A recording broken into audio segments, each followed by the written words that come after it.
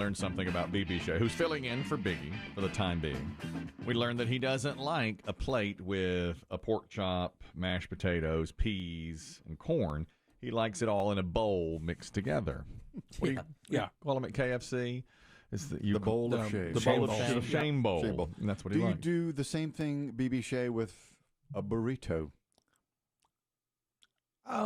Yeah, I mean they're all kind of mixed together, aren't they? Yeah, the burrito is. Yeah, but I mean it's in that tube device. Or do you prefer like a burrito bowl? Oh no, burrito. Well, it's all about the same for me. Yeah, that one's kind of interchangeable. Yes. Yeah, just get her down to go. It's compact. Yes. Now we've learned something else about him. He's a fan of playing golf, and you played 9 yesterday. Yeah. This is a lot. We've got a lot for Lisa Lanier, our official attorney, on Friday, because there is a story about a guy who accidentally hit someone's house on a golf course. Yeah. And the question is, who pays for damage to the house? Does the homeowner's insurance pay for it, or does the golfer have to pay for it because he damaged the house? Yeah. Because he's sitting there. I mean, you're on the hole. And that exact same thing happened to you yesterday. Yeah. You were out there playing, and you say your playing partner hit a house. Yeah, somebody I was playing with hit a house on the drive, and it hit the siding, didn't break a window or anything. And, I don't think there was any damage done because the guy, he came out yelling at us and swearing at us. And, oh, really? Yeah, he kind of made a big deal out of it. But at the same time, we're kind of like, dude, you live on a golf course. Sort of what I thought. I find it hard to believe this is the first time. I'm sorry? Nice course? Yeah, pretty nice course. Yeah. If I have hit houses on golf courses, and I do think that if you buy a house on a golf course, you sort of take your chances. I mean, we're not all pros. Does your insurance go up because of where you live? I don't have any idea. I don't have any idea. I would assume you'd have to get insurance for that, Because golf balls will be flying out. Did the BB Shea, did this guy come running out of his house with the ball in one hand trying to match it up to whoever? No, I don't think he ever found the ball. Oh. Yeah. Hit his and sometimes you see you're welcome to look for your ball, like signs, like you can look for your ball, but don't step on my flowers, stuff like that. Mm-hmm. You see, they will say, or find your ball, take your ball, but please don't hit from my yard. Because I've done that before too. Yeah, don't do that.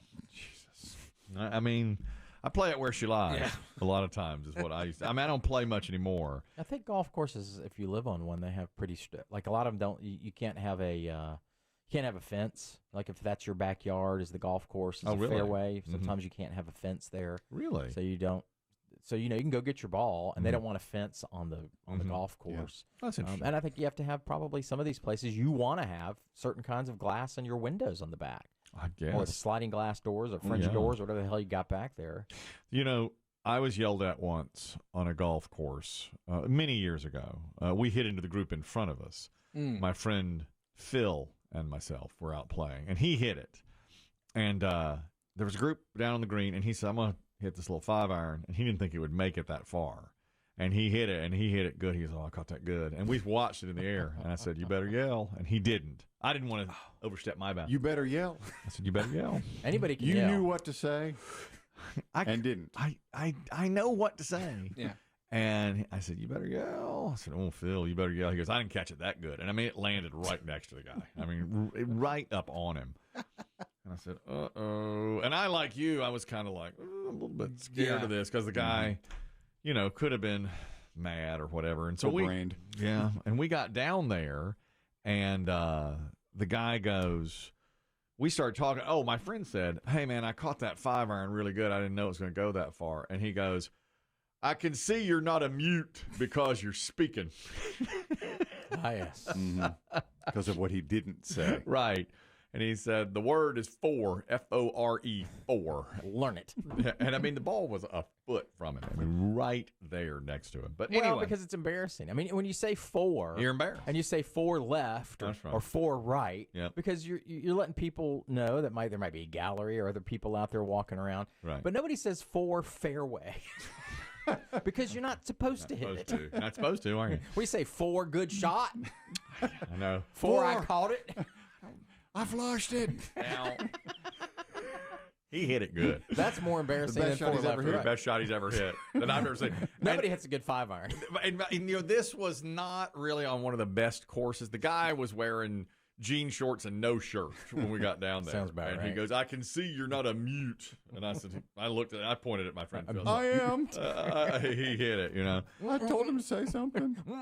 Now, Remember, we were part of the Four Skins. That's right. Yes. That was my friend that's Phil, right. my friend Coop. And look at this. Our friend Tripp, who was Phil's partner, is on the line. He's sharing some stories about these days. Tripp, I have no idea what you're going to say here. We're a good golf Well, Yes. When you speak to Lisa on Friday, my guess is that she's going to say that when you live on a golf course, you assume the liability. Yeah. And so it's probably not going to be on the golfer. Yeah. But do ask her when you get her on the phone if driving by a golf course, if you assume liability. I remember a shot that you caught really clean at the Dunes Club in Myrtle Beach. Oh, yes. And if I remember correctly, it flew both Highway 17 north and south Yes, that's right. and landed in the Carolina Opry parking lot. Now, to your credit, your recovery shot from there was amazing. It's a scrambler. Got an up You and down. carded a 5. We questioned the 5, but it was still awesome play. Did you play it from the box office? I did. I did that. From the attendance? That's a fact. That's a fact. Thank you, Tripp. I remember that shot very well. What would you say I played? A little fade? Is that?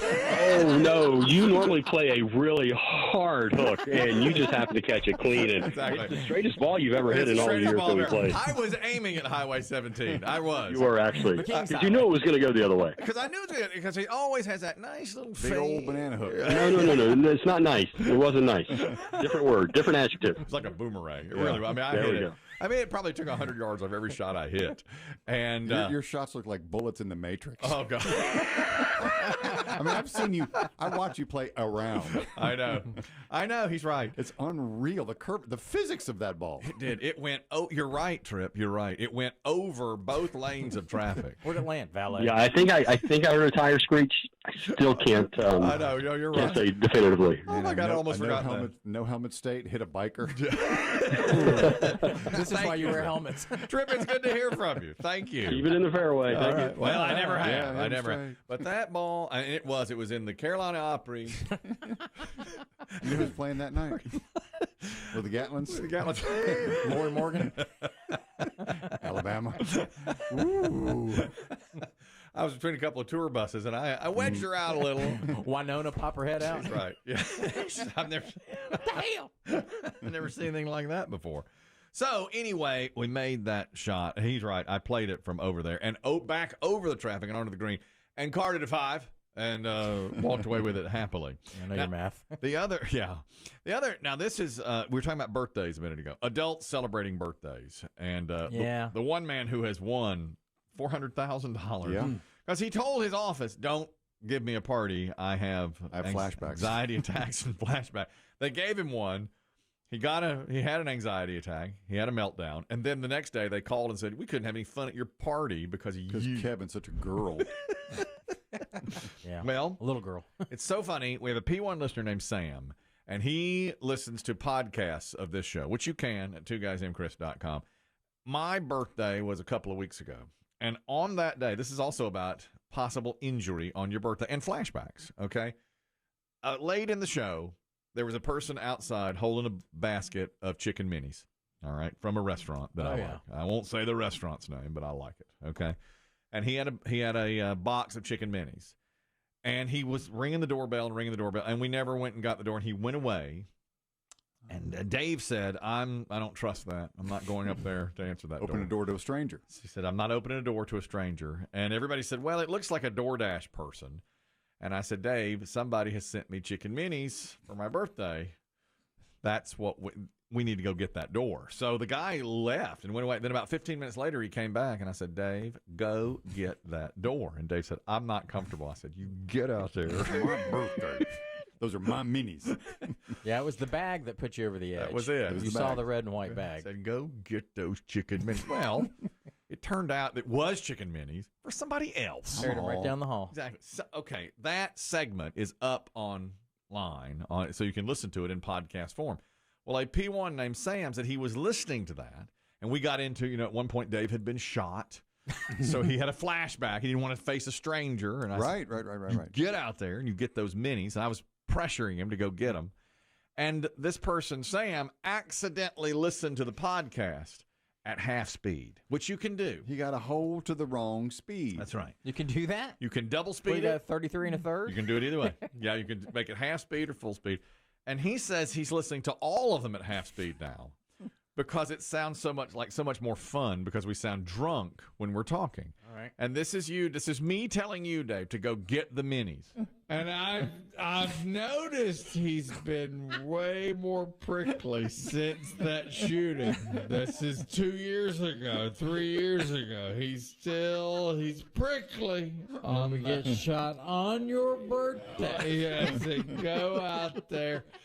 Dave says, "What if I get shot?" I said, "Well, we'll remember you fondly over chicken minis." At least you know what to expect. That's right. If Dave were to have been shot, yes, would today be remembered more for Dave's death day or your birthday?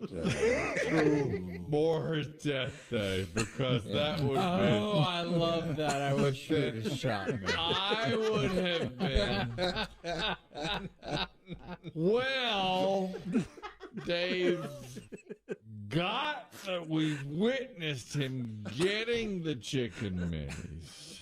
Da, da, da. And I said, "Here they come for my birthday." And he walks right past the door, and apparently they're for somebody else. So in retrospect, I wish he'd shot you too.